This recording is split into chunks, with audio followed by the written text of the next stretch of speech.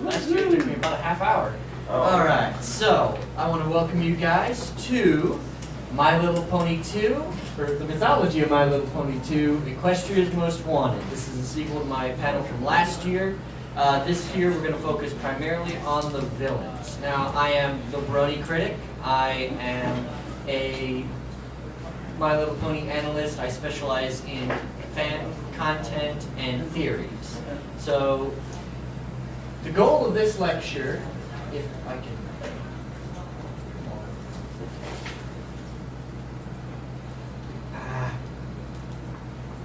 Sorry, trying to get this to work. Press the space bar. Yay! Alright. So the goal of this lecture, we're going to try to examine the thematic, cultural, and mythological origins behind the different antagonists of the My Little Pony universe. We're going to try to examine the role of the antagonists and how they relate to our protagonists, and how that kind of works in terms of internalized and externalized conflict. We're going to study why some villains don't work, and there's one villain that I could go on forever, and this is a long panel, so we're going to save questions till the end, but if you guys want to ask questions about it, I'm more than happy to talk about it. And we're also going to talk about reformation. Why do the villains always get reformed, and what exactly does that mean? Half the time of reform. I'll get into that. Now, we're going to start off with, you noticed I said antagonism. I didn't say villain. And that's primarily because, first of all, at the root of all narrative is conflict. If you don't have a conflict, you don't have a story. So, conflict is basically, from a narrative standpoint, it is the force which acts in opposition to the protagonist. It is some internalized or externalized force. Now, when I'm saying internalized conflict, that is some aspect of the protagonist or the main character's personality or history, something within inside them that is acting in conflict with their intentions and their goals. An externalized conflict is they have a source, it's independent of the protagonist. You'd have something like a war. The most common are villains. And of course, even societal flaws. Dystopian societies tend to be very externalized, have externalized conflicts. An antagonist is simply a character who, literally, it is a willful instrument of conflict. Something within the narrative that forwards the conflict in an externalized way. Although there have been and are very specific examples of internalized antagonists. Antagonists don't necessarily have to be evil. Some can be good, and of course, again, sometimes characters can even become their own antagonists. They can have the internalized antagonist. We're actually going to study 3 different forms of antagonists. We are going to have the foil, the rival, and the villain. And as we go through each villain, we will cover kind of which ones these are. But let's actually talk about these specific types first. What is the rival? The rival is any antagonist which has a direct and personal narrative relationship to our protagonist. So you have characters like Jet from Sonic, if you know the Sonic Riders series. Or more commonly for My Little Pony, you'd have Gilda. The relationship, like Cheese Sandwich is a good rival. He's actually not a villain. He actually doesn't even do anything villainous in his series, but he still acts as a rival because he is narratively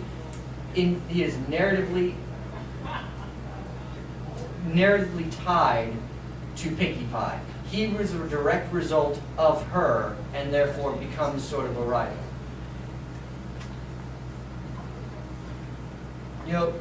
They're often used as a narrative device to, basically when the protagonist needs self-improvement, when they are often used as the straw man. They're used to extend out a negative aspect of the hero, of the protagonist, but they're not inherently villainous. And sometimes they don't even really have anything inherently villainous in their intentions. My Little Pony has quite a few examples, but they rarely ever hold an antagonist role for more than a single episode. Characters like Cheese Sandwich, Trixie, Gilda, they're not true antagonists, as I said, but more straw men. And they almost always evolve into friends, with the exception of Trixie, because Trixie eventually evolved into a foil. A foil is very similar to a rival, except that they share a thematic connection. These are actually extremely common in My Little Pony, especially in season 4. Almost every antagonist in season 4 is a foil in some regard. And their characters, the idea of the character is more important necessarily than, the narrative connection to the hero. A good example of this, a foil is something, the idea is in opposition to the protagonist. So, the Joker from Batman. The Joker doesn't even need to show up in an episode. The idea of the Joker is in stark opposition to Batman. Not the character necessarily, just his concept. And that's sort of where a foil differs from a rival. They're kind of the middle ground. They can exist independent of a protagonist. Sometimes you can even have examples where they don't even in story fight against the protagonist. They can even just show up. But they're supposed to, from our perspective, from the audience's perspective, stand in opposition. So, in a morality-focused show like My Little Pony, they're everywhere. And they usually end up being simply dark versions of the main 6. I'll answer questions at the end. Alright. So, as we'll see throughout when we talk about different guys, there's an inherent connection between the audience and the foil. We are the people that the foil is talking to, not necessarily the protagonist. Some good examples are Flim and Flam. They're obviously foils to Applejack. We have Lightning Dust and the Rainbow Wonderbolts. They are foils to Rainbow Dash. Suri Polymer is to Rarity and Trixie, Starlight Glimmer, Sunset Shimmer. Any unicorn that goes up against Twilight in some regard is a foil to Twilight Sparkle. But the reason most people are here probably is for the villains, the most famous type of antagonist. These are characters which share no narrative connection to the protagonist. Sometimes they're not even mentioned until, hey, they're usually aspects of the world themselves. They get introduced and, hey, now the protagonist has to go out and face them. They're not connected to the protagonist. They can be over time, but they're not introduced as being connected to a protagonist. They're introduced as, these are the big boys. These are the ones, in My Little Pony, it's the season finales. The season finales tend to almost always have the villains. So, sometimes with villains, you can just hear about them. They're the kind that are so powerful you don't even see them or face them till the third act. And they're used less as a reflection on the protagonist, like a foil or a rival. They're much more used as sort of a final test. One of the most famous from the show is Sombra, who was literally a test. It's not to say that you couldn't use a villain as a thematic lesson, but they're almost always for the audiences. Of course it would. Some good examples of that would be Discord, Queen Chrysalis, we have King Sombra, and the Tantabus is a good example of a villain. Not necessarily doing anything inherently, it's not connected to the protagonists, it's just acting on a willful, it's acting out a goal which is in opposition to the protagonists. And My Little Pony especially likes to steal their villains from previous generations. So when we're talking about the mythological or thematic origins, you're going to hear a lot of references to Generation 1. So now that we've kind of got those, the different types of antagonists out of the way, let's go into the lineup. Hello. Hi. Alright, so we should probably talk about the most common antagonists to the main six themselves. My Little Pony is a morality-based show. That means that the primary source of conflict is in the flaws and errors of our main characters. The conflicts of each episode are generally resolved when the heroes learn their lesson and they literally write it out to the audience. So it could actually be said that the main six are their own rivals. That they're constantly in opposition to themselves. They're constantly trying to correct their own flaws and mistakes. And then, with the introduction of a character like Starlight Glimmer, it's actually given the show the possibility of furthering some of the lessons they might have learned in the past. I think Spike even made a reference to, in one episode, he's learned friendship lessons from them, and sometimes they just need to be reminded on it. So we're kind of seeing this perpetual growth throughout the show, and this is kind of the reason why, because they are their own villain. They are kind of their own antagonists. Again, they're only rivals though, because you can't have a stronger narrative connection to a protagonist, except if you're the protagonist. So, this works again also because each of the main six has a specific personality trait that is a negative. That's something they're constantly working on. With Twilight, her paranoia, her perfectionism, her drive to understand everything around her. Lesson 0. Applejack, we have her stubbornness and, ironically, her tendency to lie to herself. Applebuck season. And the Bats. what? Bats. Bats. Thank you. Rarity, we have her greed and ambition. This is kind of an ironic thing. You're noticing that they're constantly in opposition to the element. When people write stories about the main six, they always like to say, Applejack can't lie. Applejack can totally lie. She lies all the time. It's kind of her primary There's even trait. an episode where she lied all the time. Right.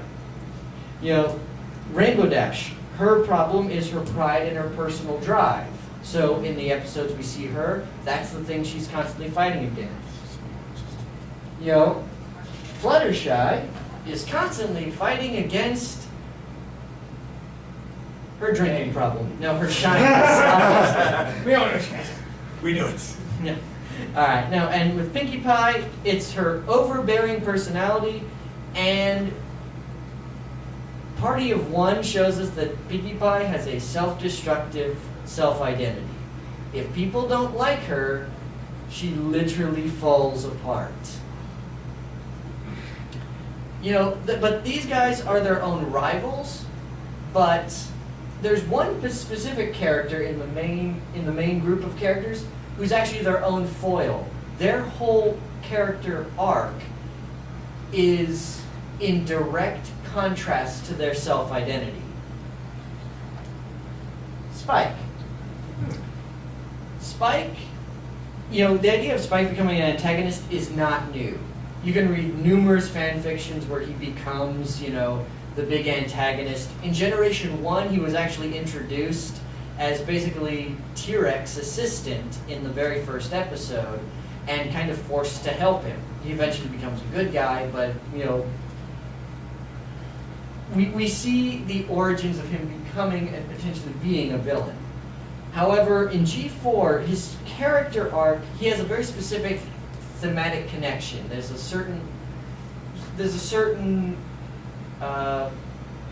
archetype that he fits into, or that he aspires to be, that makes him his own foil. When you see how Spike acts, he desperately wants to be a knight in shining armor. That is literally everything about him. When we see, do princesses dream of magic sheep? What does he literally dream about being? The strong, brave knight. We see, the way he talks to, like, his association with rarity. Everything about him is formed to this concept of wanting to become the knight in shining armor. But he's a dragon. Dragons fight knights in shining armor. They don't become them. So we see, and kind of from the beginning of the show, there was this sort of confliction within Spike, and we see it in a bunch of his episodes, his dragon side and his knightly side.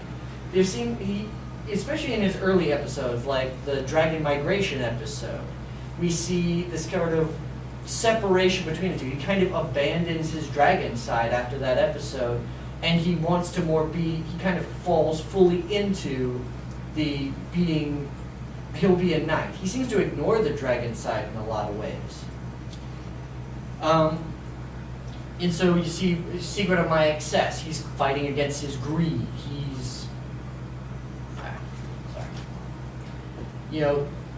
We see in episodes like Power Ponies, he actively despises a character who is very much like him in favor of the more heroic, more traditionally heroic Power Ponies. But by the end of the episode, he's supposed to have acquired a better appreciation. And there is actually, in a lot of episodes, we're starting to see in these later seasons a shift in Spike's identity. Especially with episodes like the Crystal Empire was the first one. Spike saves the day. He's a dragon, but he managed to save the day. So he started to he acquired that heroic trait about himself. But then we also see in episodes like the Gauntlet of Fire. Gauntlet of Fire, with the introduction of Princess Ember, we see a good dragon. Until finally, by the time we get to the episode of Flurry of Emotions, Spike is actually telling the kids a story about a heroic dragon. So I think we're starting to slowly see this evolution in Spike where he's merging the two. What about Crystal Games? Is it anxiety? The Equestria games, you mean? Yeah, Equestria Games, sorry. Yeah, Equestria Games, that's another good, Equestria Games and Princess Spike, as much as I hate that episode, and I truly do hate Princess Spike with a passion. Oh, and also, speaking of the story he told the kids, how come we haven't seen Gorgar in the series yet? I mean, Grogar, sorry. That probably because Grogar is fictional in this universe, because he was in Twilight's story. But if you guys could save your questions, there's a lot of panel. There's like 40 slides in this panel. I got an hour. So we're starting to slowly see this combining of his two traits. You can be a dragon and a knight in shining armor. And I think as we see Spike evolve over time, that's only going to continue. We should also probably go to the new protagonist, the new member of the main six, Starlight. Okay, Starlight was always intended to be a reference to totalitarian regimes and communism. That is not an accident. Because a lot of the way she talks, a lot of the way she works and moves, her argumentation, there's literally a torture brainwashing session in that episode. There's a ton of references to totalitarian and communistic propaganda. She uses and expresses a lot of similarities to a cult as far as the town is concerned. And upon her first defeat, she moves from being a villain into a foil. She stands in direct contrast to Twilight and Twilight's entire concept of friendship. And she's being used since her reformation. She's still in connection to Twilight, and so kind of stands as a rival in a way, but mostly to further both characters' arcs. That's sort of the teacher role should sort of be a rival role. There's a narrative connection, but they kind of force each other into a growth.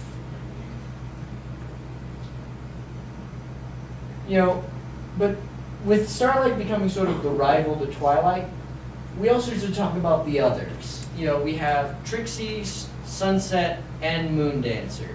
And these three are all designed and intended to be rivals to Twilight Sparkle.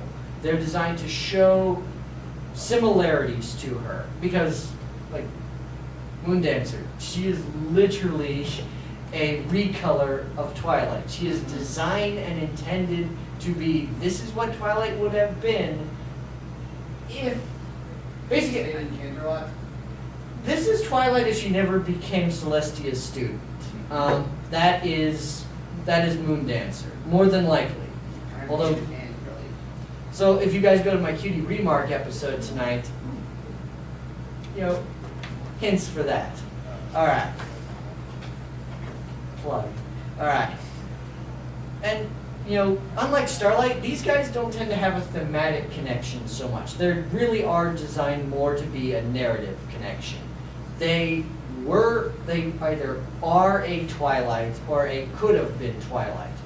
Trixie is Twilight's skill with magic, if she were more brazen about it. Sunset is literally a student of Celestia. She is what Twilight could have been if she were more devoted to power and self-promotion rather than self-improvement. And of course, Moondancer is the Elseworld Twilight Sparkle. So they're all foils.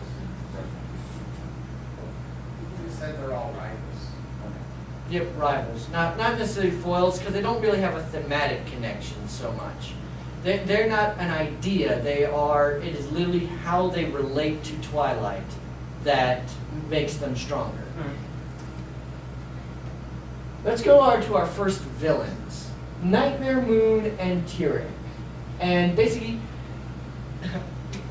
Lord Tyrek he's straight out of Generation 1. He is literally the first villain the brand ever had. You know, the show adds very little to his overall personality, but they massively alter his abilities and goals.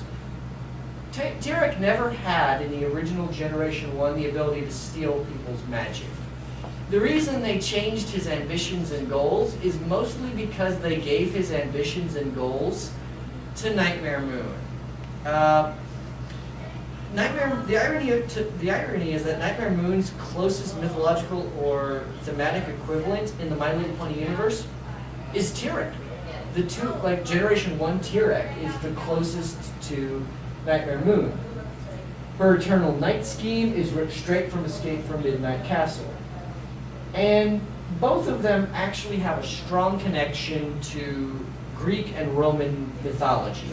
Tyrek very obviously being a centaur, and Nightmare Moon having a very close connection to the sun and the moon. She's sort of being a moon or a lunar deity, and the sibling rivalry, which is everywhere in Greek mythology. You cannot avoid the sibling rivalry in Greek mythology.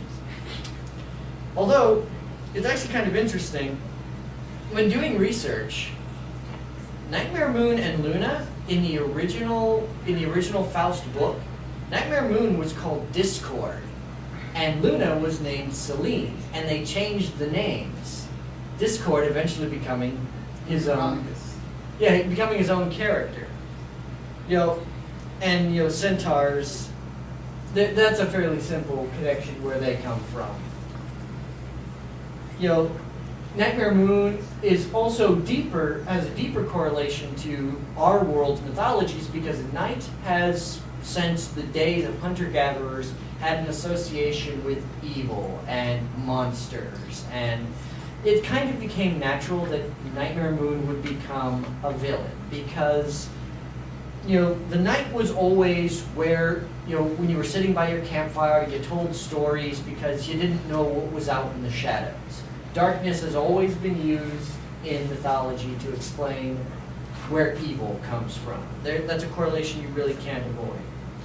Also, you can't help but notice a connection in Egyptian mythology. Egyptian mythology basically had the idea of the sun, when the sun went down every day, there was a battle going on in the underworld. The sun was being carried through the underworld, and there was a constant war for it. And if the bad guys lost, if the bad guys won, the sun wouldn't rise the next day. So there's sort of that connection between the war for the sun and the moon. You know, and let's move on to the big guy, the one everybody likes, Discord, the trickster god. You know, as I said, as you could probably notice, Discord's origins in My Little Pony are super complex. You know, his name originally started from Nightmare Moon, but eventually separated into his own character. But his actual inspiration wasn't chaos deities like, you know, Loki or Anansi. It was Q from Star Trek. Yeah, considering they're both voiced by the same person. Right. I mean, John Delancey was, from day one, meant to be if they could get John Delancey to voice him, they would have gotten John Delancey. The Lord said, you know, like Q from Star Trek. And like, oh, get John Delancey then. Yeah. Most of that works. You know, and but even though they were his origin, the chaos deities in various mythologies were his origin, he's still inspired by them in some way through very thematic connections. You know, you have Anansi from West African mythology. You have the coyote from Native American mythology, Loki from Germanic, the puka from Celtic mythology, Lilith from Babylonian mythology, and eventually Babylonian became Judeo-Christian mythology. And then you have Eris and Discord from Greco-Roman myth. You know, and the one critical element that almost all chaos deities share, and Discord's one of them, is that they are chaotic neutral. You know, most of the time, trickster spirits or trickster gods, they are only about self-enjoyment. They're about mischief. They cause pranks. There's not an intrinsic or inherent quality of trying to destroy something. The problem where chaos deities get into trouble is that their pranks they lack vision. They lack the ability to see the big picture. They are very in the moment. Can anyone say Ragnarok? Ragnarok was literally because Loki pulled a prank that killed somebody. That's literally how it starts. And this connection, this chaotic neutrality, perfectly explains why the connection to Q works so well. Because especially with the eventual Reformation. In Star Trek, Q is basically a mischievous, all-powerful being. He just always tries to trouble the crew of the Enterprise. And throughout the entire series, nobody can figure out why. He gives hints constantly. But it's not until the end of the series that he actually reveals it's a learning experience. It's all about teaching the Enterprise to deal with new things. He's a teacher more than anything else, and he uses his powers and his chaos to force a lesson upon them. And, since his Reformation, Discord seems to play the same role in a lot of ways. That seems to be what he's used for, to force a lesson in a very mischievous way. Although in the least couple of seasons, he seems to have also developed a lot of his own problems, especially in season 4. He was especially susceptible to being used in this capacity. Since then, though, he's also started developing his own quirks and flaws and developing himself as more of a general protagonist rather than just an outright rival or protagonist. We're going to move on to a lighter group of antagonists, the Wonderbolts. These guys shouldn't be antagonists. Like, the amount of time Rainbow Dash idolizes them and just talks about them, they should be the heroes. They are almost never used as heroes in the show. They are almost always shown as contrary to Rainbow Dash and everything Rainbow Dash stands for. they're a foil constantly. They're selfish, they're self-serving, they're disloyal and treacherous, they're constantly used in a negative light, and Rainbow Dash is almost always opposed to them. They're obviously, they were supposed to, like, at the beginning of the series, there was supposed to be a genuine appreciation for them. And, like, throughout season 1, we saw examples of, yeah, these guys seem pretty cool. Yeah, I mean, they're celebrities, so they're not going to give her a whole bunch of attention at the gala, but they seem to be just fine. No. As the series goes on, they get beaten by Spike, so they're obviously not that powerful. They sell out their own members. They abandon people. They're more about, like, they literally idolize someone who was betraying their own team members. One person straight up tried to commit a crime. Well, he was retired, so. Right. The closer Rainbow Dash seems to get to the Wonderbolts, the less deserving they seem to be of her. And we started to see a change where maybe she's starting to improve them, but the future we only have the future to determine whether or not that's actually going to occur. Like whether or not they're going to become more protagonists, or whether they're going to continue to be that antagonistic foil to Rainbow Dash. And of course, as far as the thematic, where they come from, they're the Blue Angels. That's where the Wonderbolts came from. The uniform, the tricks, they're the Blue Angels. They're a pseudo-military Air Force group. The Blue Angels is actually named. Thank you, sorry. Sorry, with planes, it's kind of hard. Yeah, the Wonderbolts have a lot of problems.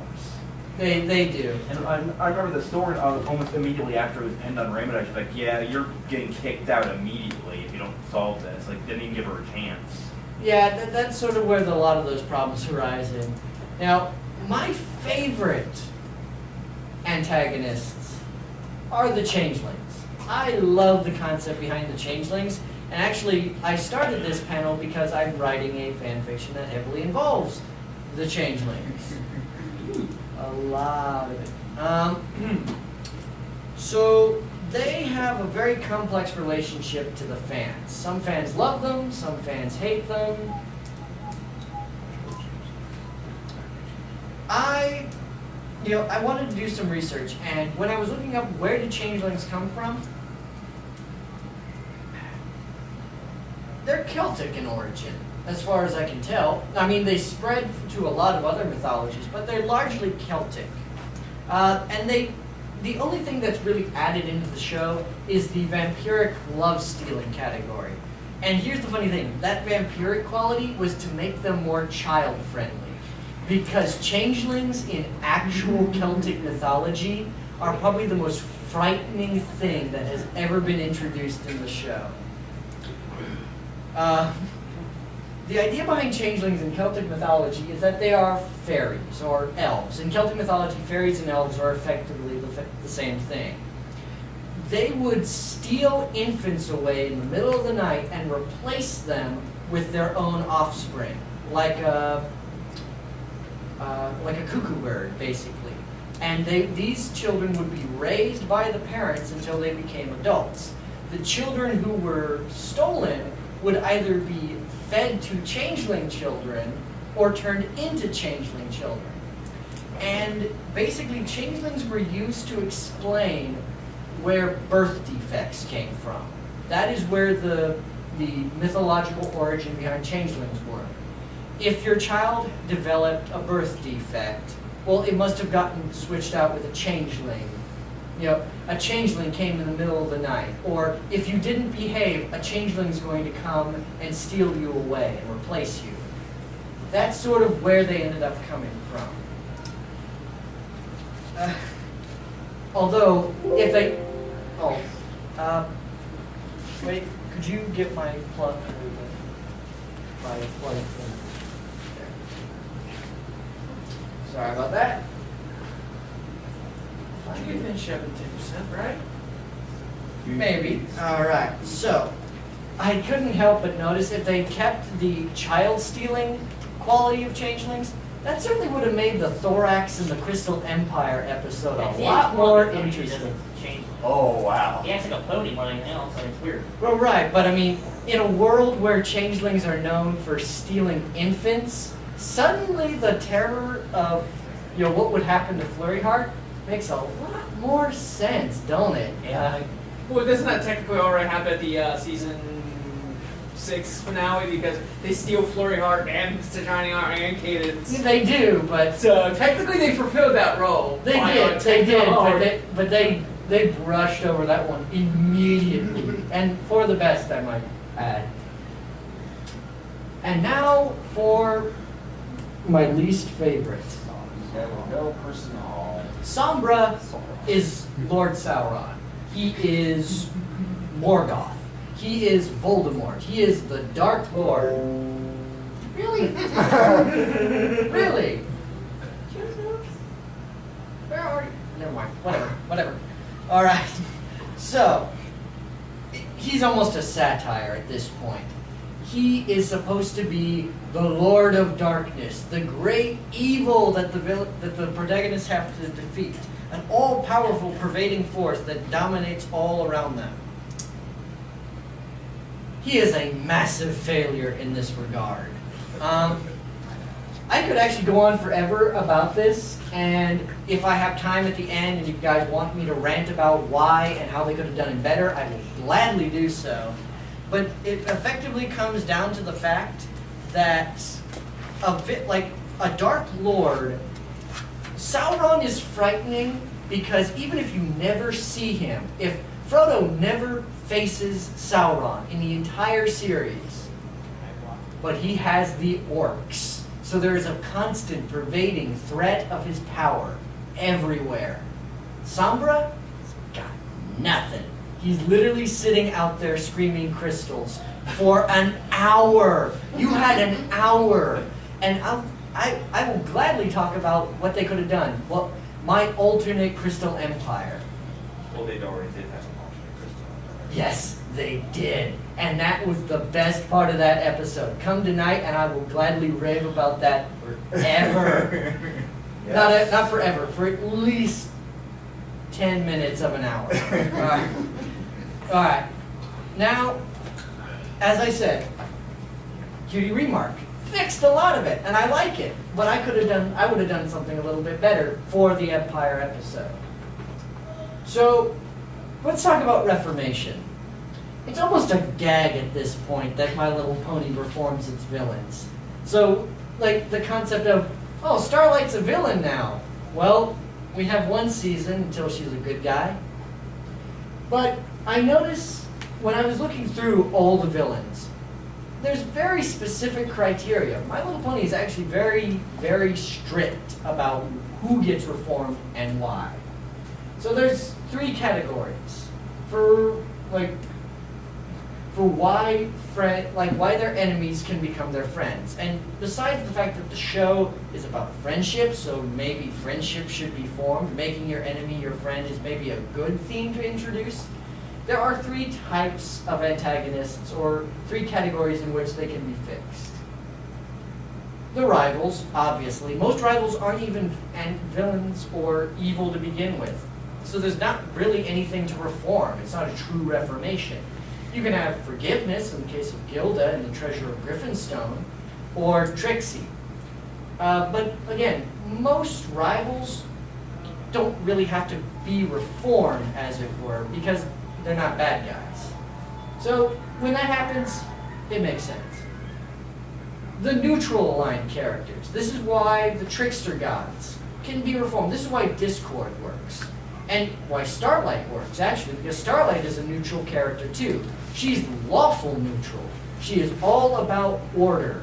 She doesn't care whether it's good or bad, as long as it's order and it makes sense. She is basically the anti-Discord in a lot of the ways she works and operates. So because of that, both she and Discord can totally be reformed and it works. Because all you have to do is kind of push them in the way of good, which, anybody here play D&D? changing a character's alignment is part of the fun about being a GM. It seriously is. If you're not willing to push a character's alignment in a direction, you're not having fun. Paladins? Paladins, anyone? I actually just made And a if cowardly your character. throat torn out by gnomes, it's not a good night. Do we need to tell your DM about this? No. No. No. Alright. So, and neutral aligned characters should be reformed, because Discord's a great concept for a character, isn't he? He's a fun character. But if he had come back as a villain totally, what would he have done? The same thing? Try to take over Equestria again? Neutral aligned characters are great ideas and great characters, but they can become stale very quickly unless you find something new. Turning them into the good guys or pushing them into the side of good. Not necessarily good guys, but pushing them there gives you more to work with, and from a narrative standpoint is something that you should try to do. And there is a third type, and this is the most important type. This is why the changelings can and should have been redeemed. I actually fist pumped and danced around the room when they introduced Thorax and I saw the season 5 finale. Season 6 finale. All right. They're all just meshing together now. At this point, they're not all bad. Well, a lot of people I think didn't like that the changelings got redeemed, or they didn't. For some reason, people seem to not like Thorax. I just didn't like the color scheme. I didn't like the color scheme. I like them as good guys, but the color scheme was just a bit much. I kind of agree. It's warmed up to me a little bit, and I think it's probably going to be on a changeling to changeling basis. I think as we get to know more characters in the series, that might work out a little bit better. We only know one changeling by name, 2 changelings by name, Kevin. 3 changelings by name. The ones in Twilight's Vision. Alright, so, being a massive changeling fan, I disliked the fact that the Kenilot wedding introduced the changelings are an evil race. I don't like that idea of there being a race of creatures who are totally and solely evil in their core. Particularly given our current climate about how we treat different groups of people, maybe it's not a good idea to introduce in a children's show the concept that groups can be inherently evil. Maybe. The changelings, they're all rapists, and I assume so are good people. Okay, well. 2 on the nose? So when Thorax was introduced, even a single example of a good griffin, a good changeling, is an example to show that the whole race isn't inherently bad. But what was super great about it was when the changelings reformed, they chose to reform. The Starlight didn't blast them with rainbow magic and they suddenly became good. Luna. They chose to become good guys, to make the change. So that kind of reform works and even furthers the intention and message behind Reformation. The choice of becoming a better version of yourself. And I'm hoping, there's an episode coming up where the changelings are going to show up again. I hope they do more with that. It's a Spike episode, so...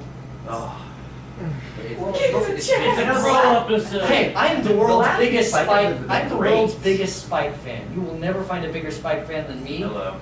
But Spike is a great character. They just never write him right. Honestly, a lot of the later Spike episodes, like the latest ones, have been really good. Like, Yeah, they have.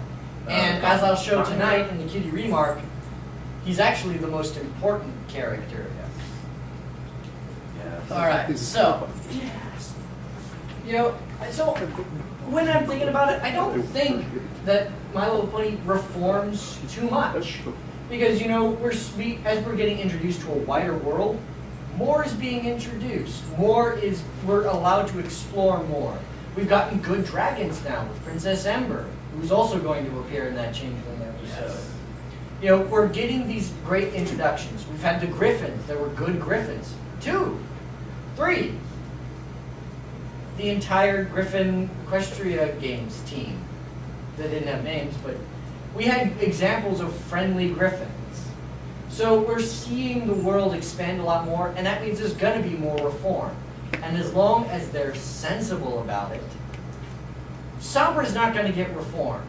That's not going to happen. Not how his character is designed. Unless they can alter something about his personality, change the context in which he's introduced, that's not happening. Chrysalis, Chrysalis is up in the air. Unless they introduce something about her that could make reform work, she's just too mustache twirling. She's just too traditionally evil for that to work. But that is about it. Questions, comments, or if you guys want me to rant about Sombra, Yes, rant about Sombra. Okay. What I would have done for the Crystal Empire. This is the Brony Critic's Crystal Empire Part 1 and 2. The entire first 5 to 10 minutes are perfect. Keep them. They're fine. They get the main 6 out to there. Okay. When they get to the Crystal Empire and Shining Armor is there to meet them, they introduce him, they get them into the Crystal Empire. He explains that they have this they know that there's this thing called the Crystal Heart. They can't find it anywhere, and they need Twilight's help. But people are going missing. They're going out into the wilderness, and they're disappearing. And so the guards in Shining Armor are having to stay in the Crystal Empire and defend it. So while they're defending it in a battle, you know, because basically what Sombra is doing is he's making that giant army he made in a cutie remark. So there's actually a prevalent force that's going to invade the Empire unless Twilight gets the Crystal Heart in time. Now you've got an actual time. You've got an actual time limit that's not. Oh, I sure hope Cadence doesn't fall asleep and doom the Empire. So you know they're sending him out, and Shining Armor can still get injured, or even better, have Twilight get injured. She's the one who gets the diamonds in her head. So she can only use the dark magic that she saw Celestia using. The magic, it turns off her good magic and only leaves the dark magic. So when they're traveling through trying to figure out the Crystal Heart, Spike's going along with her, you know, the main 6 can be helping to defend the forces. Shining Armor can maybe be his injuries prevent him from being able to do something, so the main 6 now have to leave. So you have a nice big battle sequence. Meanwhile, Twilight's efforts to actually go through the Crystal Heart, get the Crystal Heart, she's using more and more of the dark magic, which is slowly corrupting her a little bit, so that by the time she gets to the Crystal Heart, she can't touch it. She can't use it. So she has to make the choice. Do I want my own personal ambitions and goals, dark magic, or do I want to save the Empire? She chooses to save the Empire, gives it to Spike, he saves the day. I would like for Spike to actually try to help her go to the Do a Samwise Gamgee. Because that's what Spike's role in the series is. Or in the episode. He's supposed to be the Samwise. Definitely keep the door scene when Oh, definitely That part the door is scene. confusing because the door that Spike looks through, of course, is, you know, his friends don't want him. What did Twilight see that broke her so much? Did she see the future of the army of all her friends assimilated into his army? That would have actually been a fantastic way, because that's basically the mirror scene from Lothlorien. The door is supposed to be. It's basically Crystal Empire should be very similar to the Lord of the Rings. It should be Lord of the Rings in microcosm, because it produces a lot of the elements. You've got the ring that you have to get to a place to defeat the bad guy. You have the door, which is the mirror that Galadriel uses to show them what will happen if you fail. Although Spike's fear about being sent away, when you actually see it, I honestly think Spike's real fear is himself, is his dragon side.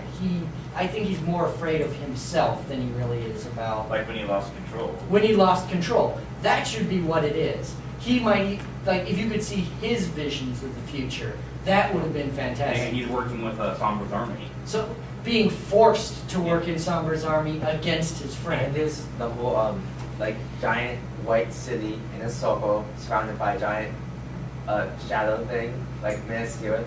Exactly. Like, so there are things like that. And I thought even of the possibility of if you decided to have instead shining armor accompanying Twilight to help it, like, you need to be protected in case some guys come in to attack you. Shining armor comes to defend. I initially thought, well, what if you had him be taken over by Sombra by the end of part 2, and so now he's a bad guy that Twilight has to fight. I thought about that, and then I thought, you really want to have 2 back-to-back episodes where Shining Armor gets his mind taken over by someone else? Oh. Maybe not so much. Starts to feel a little weak-minded. A little bit weak-minded. Which begs the I mean, he is, but, like, we shouldn't show that. The Western Empire technically is separate from Equestria, so it's an ally. Where the hell is their military? Where's Equestria's military at? They don't have a military. The only military Equestria has is their air force, so that's a bunch of guards. Like, they don't have a military. They never established what they had here. Based upon The the Air fact Force is that the Camelot wedding happened before, I'd have to either say that they are now surrounded everywhere in the... I was gonna say, because technically, the attack of Camelot was an act of war, pretty much. I mean, And I can't imagine there's probably been more than a couple of weeks in between Yeah. a Camelot wedding and a Crystal Empire. It's got to be at least a month, maybe 2. Like, a timeline is a complicated thing. There was a timeline panel like yesterday. Oh, I remember that. Yeah, that was actually pretty good. But there's like the royal guard is like less than the military, more of like a personal guard for the royals. All right, so that's what I'm saying, is they have guards, but they don't have an actual military force. all right, we've only got 2 minutes. I got time for one more question. Anybody have a question? Well, I have a comment. Comment? So, you guys know, Magical Mythic here had a lot of problems. I think there's something that could have saved it if they had split it into made 2 parts. And there was honestly a perfect time for them to make a cliffhanger, and that's when Twilight gets blasted by the elements. That would have been an almost perfect cliffhanger. But they need a whole episode of her being an alicorn. Honestly, what I think they should have done, I agree with you. I think Magical Mystery Cure Part 1 should have been the season finale. And then what became Equestria Girls should have been the Twilight fights a bad guy and ascends to being an alicorn. Because if they decided to end the show at that point, you would have ended on a great movie, Twilight's become an alicorn, and you would have had literally 2 or 2.5 hours to build that up. Yeah. Or, you know, you could Or it could have have... been like 20 minutes of her fixing the Keynote problem, then the other 20 minutes are just for Ascension. Because the Ascension was taken way too fast. It was crammed into the last few minutes of the episode. Right, but I mean, that's sort of a limit, that's a limit of the medium. You could, like, writing 20 minutes of content is super, like, it's super easy to write 20 minutes of anything. Like, I write videos, and I could make a 20-minute video. It'd be other garbage, but I could make 20 minutes of content like that. Editing is really hard to do to get it down to that 20 minutes. Wait, so your panels, where can they be found exactly? All right, so the panels at 10 o'clock tonight in this room. There is going to be cutie room. Oh, sorry, no, in the other room. I mean like online, like the recordings. Oh, thank you. I am on YouTube. If you look up the Brony Critic, you can find my channel. These are probably going to be up, probably not till later this week. I'm off this week. Yes. So I'll actually be able to use that. I'll be able to download everything. It should be you should be pretty good. There's going to be 2 more panels. There is in the main room on Sunday, right before the charity auction, is going to be my world building panel. And then later tonight at about 10 in the other room is my cutie remark. So I want to thank you guys for listening, for hanging out, for letting me ramble. And if you guys want, I have some business cards here. You guys can follow me on Twitter. You know, check out my videos. Yeah. Thank you guys.